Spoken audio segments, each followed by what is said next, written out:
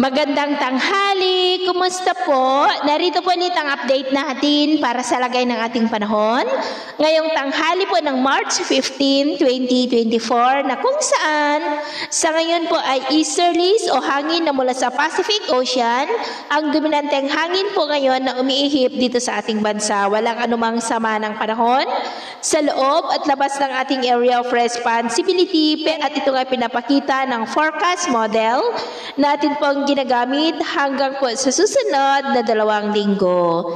At sa lagay po ng ating panahon, ngayong tanghali ay maayos ang panahon sa malaking bahagi ng ating bansa pero may tsansa pa rin ng maulap na kalangitan with isolated rain sa silangang bahagi ng Cagayan, Quezon, Camarines Norte, Catanduanes, Leyte, Bohol, Cebu, Capiz, Cadiz, Caraga at ilang bahagi po ng Davao na posible po na magtuloy-tuloy ang mga isolated rains sa mga nabanggit po na lugar at posible ang malalakas na ulan mamaya sa ilang bahagi ng Quezon and nearby areas, maging po sa ilang bahagi ng Camarines Sur, Catanduanes at ilang bahagi po ng Caraga.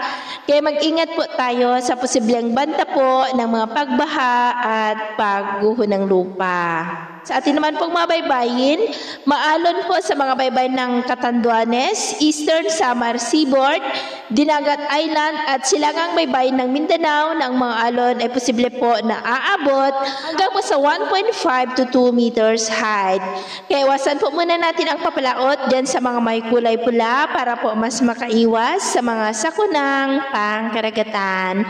So yun po ng latest update natin sa araw na ito. At ako pamuli si James na nagsasabing sa kahit na pagsubok po na darating sa ating buhay, huwag po tayong mawawalan ng pag-asa. Thank you and God bless!